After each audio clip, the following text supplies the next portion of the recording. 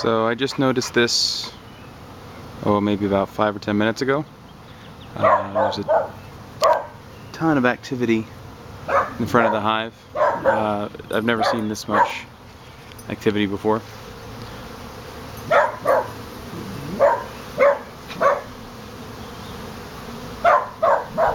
Bees are leaving the entrance and running up the top. There's a ton of bees flying around in front of the hive. I don't know whether maybe the entrance reducer is too small. I just moved it to the second largest opening the other day.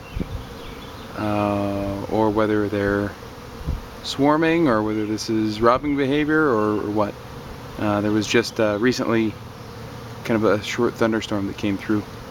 It's June 30th, about 4:20 or so in the afternoon.